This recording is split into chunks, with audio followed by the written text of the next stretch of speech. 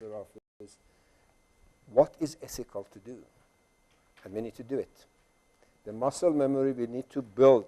I don't want Lyle another 10 years to come and say, oh, we lost another 10 years and we didn't develop muscle memory. We need to start now, like a good aspirant athlete, if you like, a sports person, fully knowledgeable, fully cognizant that muscle memory can only come from action, not intellectual chitter-chatter.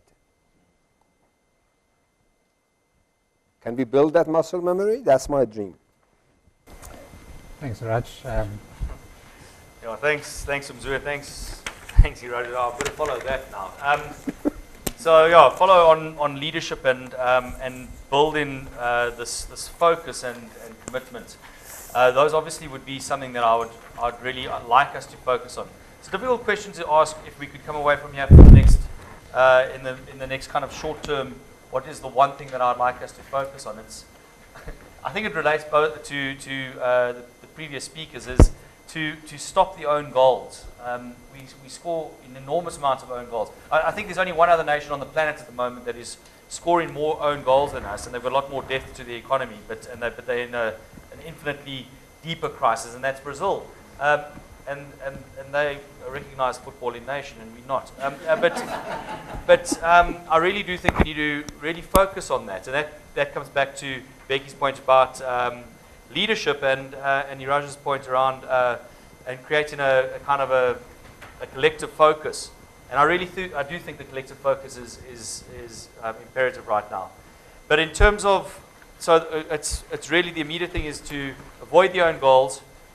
But if I have to think now again, looking beyond South Africa but it's South Africa and the broader continent, I would really like, as part of my immediate action, is to address the issues that we can address, which are immediate enablers around certain institutions and policies. But also, I think what is very, very important and to recognize that many of our institutions and especially the politics needs to be brought up to speed, not only here in South Africa but around the continent, with the commercial interest in the region. Increasingly, when we travel around Africa, but I mean, we hear and we're quite critical of our circumstances, but this extends well beyond the borders of South Africa. We realize and we can see quite clearly that obviously institutions haven't kept pace, but increasingly, and I say this especially with the fastest growing region on the continent at the moment, in East Africa, politics is not keeping pace with the commercial interest. Yeah. We are seeing a backsliding of democracy, and as soon as you see a backsliding of what we might see as maybe liberal democracy, we see an erosion of political institutions, and that will ultimately unravel what we have referred to as the rise in Africa narrative. And believe me, we need to get our house in order here in South Africa and in Nigeria to have any hope for the future of Africa going forward. So I'd really hope that these political institutions, politics and institutions start building up their pace and start building up their muscle memory. And I do agree very strongly with Iraj, having been a professional sportsman before I took up my role in academia, that muscle memory does require action. I do a lot of thinking here, but it's you guys that have to actually do a lot more of the action, and that's what we see. Okay, I want to close with the words by Rahm Emanuel, who said we must not allow a good crisis go to waste.